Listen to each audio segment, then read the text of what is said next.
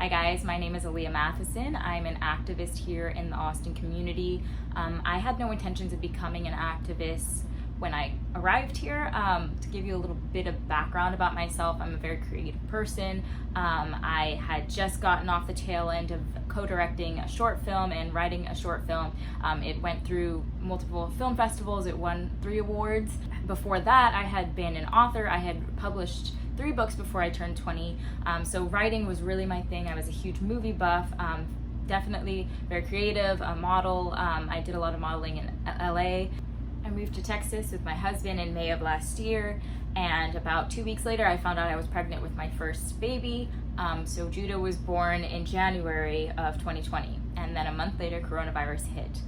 And as somebody who had been part of the medical freedom community for about a year prior to that, immediately my red flags went off. I thought, okay, this is the perfect incentive to kind of start pushing adult mandates. We scare them with this big virus. At the time, I had already had COVID on my radar just because I had heard about it in China, and there was, talk about coronavirus. And the media at the time, back then, was really downplaying the severity of the virus and acting like it was just a common cold. That was the narrative at that time. So when it hit the US, I was kind of shocked how quickly that narrative changed into this is the worst disease ever and we're all gonna die and we need to go into lockdown. And that's when it really started to scare me, like, okay, are they going to use coronavirus as a way to start pushing adult mandates like they did with the childhood vaccine mandates happening the year before in all these different states with the measles epidemic and all this stuff, that they were really trying to scare people into honestly just hating all of those people on the other side of the fence who didn't want to vaccinate. So you have a very small minority of people, about 2% of the population, who don't vaccinate, and there was just this huge wave in the media of people talking about measles and how unvaccinated people were spreading measles, and thousands of kids were kicked out of school in New York and California because of measles and other very trivial childhood diseases. So yeah, as soon as coronavirus hit, my red flags went off, and I kind of just let it play out for I think it was about a month before I started to wonder, like, okay, is anyone gonna stand up to this? And I decided, you know what, if no one's going to organize any kind of rally, I'm gonna do it myself.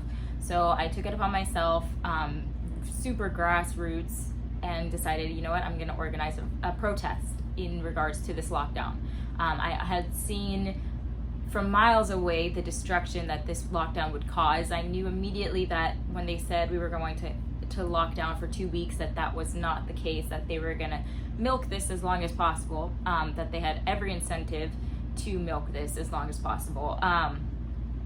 So that's when I started organizing, and there were 2 ladies, Katie Bug and Candice Marie-Dulaw, who helped me organize this rally. It was one of the first ones in Austin, Texas, that was kind of the main domino that fell, and then all the other rallies happened after this one. It was a little bit smaller, probably around like 300 people, I want to say, maybe a little less. I'm not exactly sure, I'm not great with numbers. But we had media there, we had a lot of people there, we had Owen Schroyer from InfoWars there, so it was a good turnout for somebody who had never thrown a rally before. And that kind of started my political journey in Texas and activism and all of that stuff. So it was soon after that rally that I met Del Bigtree. I interviewed with him on the High Wire, and he offered me a job to work for the High Wire. So for those of you who aren't familiar with the High Wire, it's a medical talk show. It's brilliant. I think you should absolutely check it out. They are constantly bringing facts.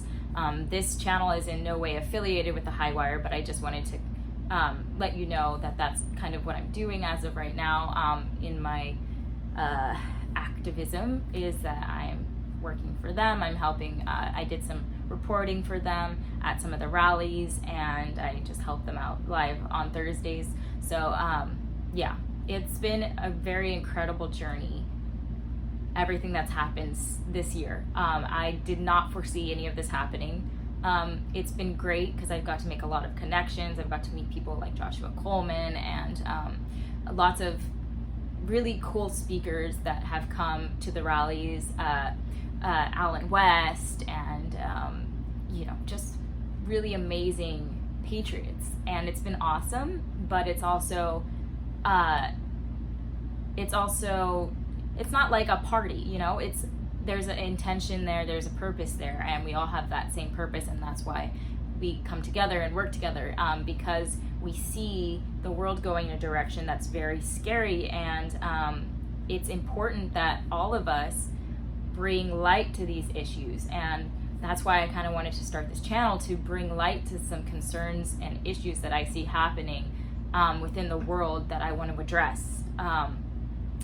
So if that is something that you're interested in, please subscribe, and also follow me on Instagram. I post a lot of political stuff in my stories, so if you want to keep up with that. I've been doing a lot of live videos where I just talk about random things and kind of go on these rants, and I figured, why not just move that over to YouTube and see how long it'll take before they start censoring me. So that's what I am doing now.